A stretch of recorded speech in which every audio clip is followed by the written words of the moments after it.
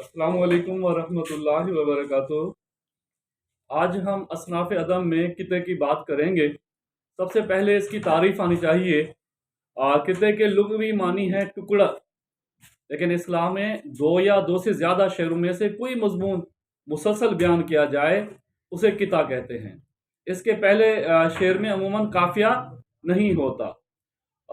ये जो किते के लिए कवायद का हुक्म ये दिया गया है कि इसमें मिसरे में काफ़िया नहीं होता, लेकिन इसकी पाबंदी भी नहीं की जाती। अमूमन बाज़ जो हैं शोरा ने दो शेरों की भी तादाद का नाम दिया है इसको, और शायरी में इसकी सैकड़ों मिसालें मिल सकती हैं। मौजू के लिए किते के लिए कोई कैद नहीं होती।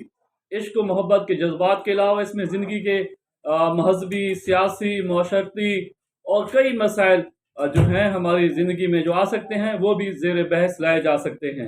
हैयत में देखें तो वैसे तो किते के पहले दोनों मिसरे हम काफ़िया नहीं होते, बल्कि हर शेर का दूसरा मिसरा पहले शेर के दूसरे मिसरे के हम काफ़िया होता है। लेकिन बाज़ शोरा ने इसमें इस पाबंदी को भी बरकरार रखा है। बाज़ शोरा ने गज़ल और कसीदे के अंदाज में ख़ास मजमून बांध कर इसे किते की शक्ल दी है। किते में कम से कम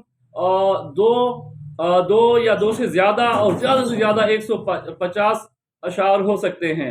रुबाई और किते में फ़र्क है जी। रुबाई और किते में फ़र्क ये है कि रुबाई के औज़ान मखसूस हैं।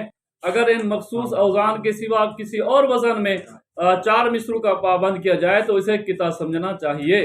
बाद लोग गलती से किते को रुबाई के ज़ेल में देखते हैं और फिर जो है इसमें वो धोखा खा जाते हैं।